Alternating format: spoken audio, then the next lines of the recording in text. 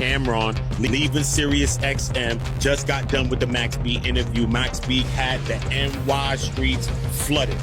Jimmy acting like he can't see the water rising. Me and these niggas go back like 40 years.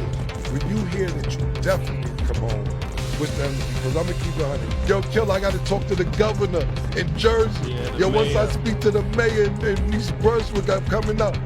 Like I said, never speak to mine. Max B coming home. Where we at? Are we able to get past that? No. The entire city was in a frenzy when Camron left SiriusXM immediately following the Max B interview. And to be honest, it made sense. Max B's touchdown seemed to change the whole New York scene as soon as he returned to daylight. Jim Jones, meanwhile, is acting as though he is blind to the wave that is coming directly for him. The streets lit up like a block party the moment Max was set free. However, Jim went online and called the celebration death in an attempt to minimize Max's role, which left people perplexed because this man was enthusiastically applauding Mel when she returned home. People immediately noticed that change, which felt unpleasant. However, when Max and Camron sat down and Cam bluntly stated that Jim was still afraid of Max B after all these years, things truly blew up. Nobody anticipated Cam would reveal it so bluntly, so that one sentence rocked the entire scene. Everyone is now glancing around as if to say, hang on, what is actually going on here? Why is Jim twitching like this? Why did Jimmy's entire stance waver when Max touched freedom once more? Because this is more than just surface-level rapping. This is a deeply ingrained issue, deeply ingrained in personal trauma and experience. Max B, Max Bigley, is one of those artists who, the more you learn about him, the more you see how he influenced a whole period of New York culture without ever receiving the recognition he merited. Charlie Wingate is his true name. Harlem was created and born. He rose to fame with Jim's Bird Gang in the middle of the 2000s. Here's a twist though. Max was never just another member of the crew, not even near. At that moment, no one else was able to touch the loose melodic half of his song, a look that predated the city by many years. Artists like A$AP Rocky later exhibited that early floating Harlem vibe. Before anyone considered it a movement, Max was already residing in that alley. Even those who disliked Max had to acknowledge that he offered something fresh. He altered the borough's overall temperature. Max was working as if there was no such thing as sleep. The tapes keep dropping. The Wave Project with French Montana, the public domain series, $1 Million Baby. Everybody turned into a cult favorite. There is only a cult following. No radio, no label push. Rappers were silently observing him. However, things took a turn for the worse when 2006 arrived. Max's life was completely turned upside down when he was caught in a robbery just as he was gaining significant momentum, and the evening unfolded like a catastrophic scene from a film. His ex-girlfriend Gina Conway revealed on September 22, 2006, that Alan J. Poyne, a man she met, was flashing money as if he were unaware of the danger. Max approached the music as an opportunity rather than concentrating on it. He sent Gina along with his stepbrother, Kelvin Levo, to carry out the robbery. They thought it would be a rapid turn of events, so they went to Plowden's room during a vacation in Fort Lee.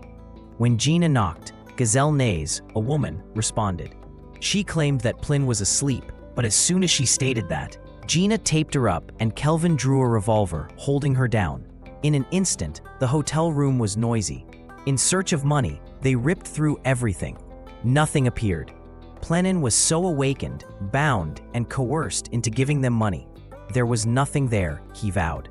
Then Kelvin made him call David Taylor, his partner, to provide the cash. However, Taylor retaliated as soon as he entered the room. The robbery turned into a catastrophe that sealed all of their fates when chaos broke out, the gun went off, and Taylor was killed.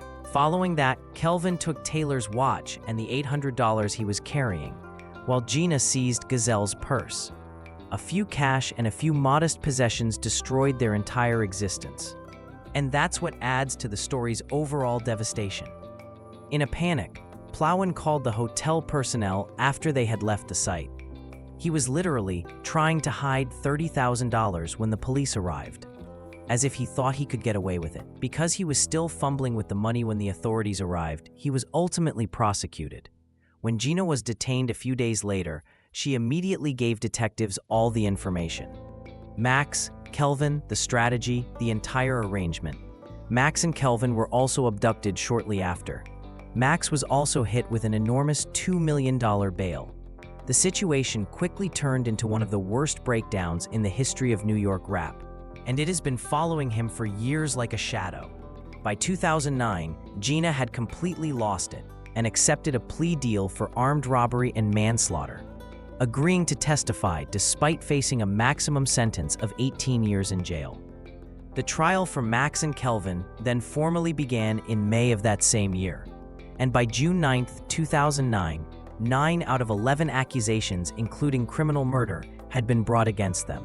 Max received an astounding 75-year term, while Kelvin received a life sentence plus an additional 35 years.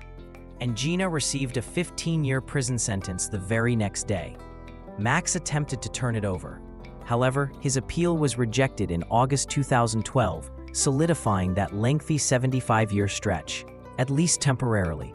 However, Max B's conviction was overturned in 2016 when it was discovered that his initial lawyer had a significant conflict of interest. This completely changed the story. Max even declared, "I would never work with that cornball." And folks were astonished by that one line. Max's life was drastically changed when the case was re-examined and his sentence was lowered to 20 years after he entered a guilty plea to aggravated manslaughter. After nearly 16 years in prison, Max finally returned to the world in November. French Montana was among the hefty friends, relatives, and day ones that his people brought up.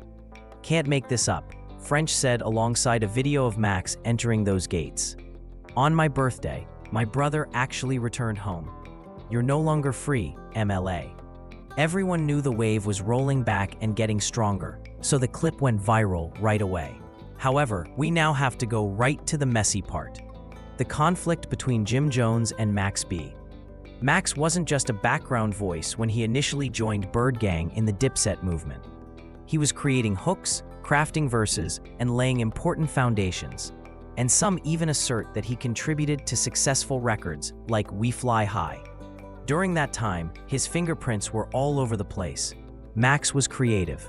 The sound was shaped by built hooks when Jim left with the checks. Max, on the other hand, was receiving crumbs and occasionally only made a few $100s after events where Jim made large sums of money. It was completely unmatched by the amount of energy Max was bringing in. Furthermore, the money wasn't the only factor. There was also a lack of respect. Max claimed that despite managing a significant portion of the creative work behind the scenes, Jim never treated him as an equal. Max eventually made the decision to leave Bird Gang completely as a result of the growing disrespect. Following his breakup, he connected with French Montana, and the two of them began releasing songs that made it obvious who was responsible for what. Nor were they subtle. Every project, every recording, and every verse was direct and loud. Jim returned with his story, claiming that he was simply following his mentors' advice and that he had never attempted to steal Max's money. However, Jim simply overlooked the fact that he did not freely return Max's publishing. Jim was compelled to give it up by the court after Max had to file a lawsuit. That action by itself was more powerful than any interview. Camron even joined in on the matter, revealing that Jim had a habit of attempting to exert authority over others and claiming credit for work that wasn't really his own. Cam acknowledged that he didn't see the opportunity to sign Max before Bird Gang. Everything changed when Jim swooped in. Over the years, Max and Cam maintained their composure in spite of everything. Max then sat down for an interview with Cam and Maze after getting released. Jim wasn't even brought up in the wild portion. All of their attention was on Harlem, Max's imprisonment, and his future goals. Jim was unable to remain silent, despite the affection and respect Max received upon returning home. Rather than allowing it to be a happy occasion, he leapt online, making disparaging remarks, demeaning the festivities, and attempting to mock Max as though he wasn't a significant contributor to Dip's legacy. Even though he was unaware of it, that response conveyed everything, because deep down, Max's freedom rekindled all the conversations Jim had been avoiding for years. What was written by whom? Who created the wave? Who created the sound? Max took a step back and brought everything back into focus. Jin is aware of it as well. During his meeting with Cam and Mace, Max, however, didn't fire a single shot. He maintained his concentration while discussing his development, objectives, and future. No diss track could ever compare to the impact of that quiet. As soon as fans noticed, they pulled up previous interviews, credits, and receipts, demonstrating to the internet how much Max actually contributed to the sound Jim utilized to establish his reputation. The tension is currently located there. Jim appears to be caught in the same old pattern, whereas Max is leveling up, both reactive and defensive. Then Camron said something that sent shockwaves around the internet. Jim continues to be afraid of Max B. He said it calmly, clearly, and confidently, even after all these years, and he didn't laugh about it. Instantly, the video went viral. Every past instance where Jim avoided questioning or dismissed Max's name began to be uncovered. Fans were told exactly what transpired by history, which was speaking loudly. Jim wasn't prepared for one of his crew members to surpass him when Max was first shining. The stress never completely subsided. And now that Max has returned, it has returned. Max is not the same person he was 16 years ago. He is calmer, clearer-headed, more focused, and sharper. And every time he speaks, that intensity is present. Jim continues to behave as if he is above everything, yet the timing, tone, and small jab reveal his weaknesses. Fans witness it. Max's freedom pushes the actual conversation back into the spotlight. What was actually created by whom? Who was worthy of praise? Who was prevented?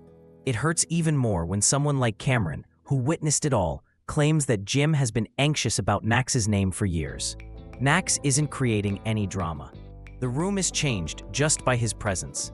He's improving his life, going forward, and maintaining his concentration. Jim is still clinging to a heavy object. Jim just declined Mace's request to finally move on from the past. He was immediately affected, as you could see, and admirers noticed right away. The comment sections went crazy. Some claim that Jim still suffers from post-traumatic stress disorder, PTSD, as a result of Max going amok during the World Star era, constantly disparaging and bringing up the hotel issue.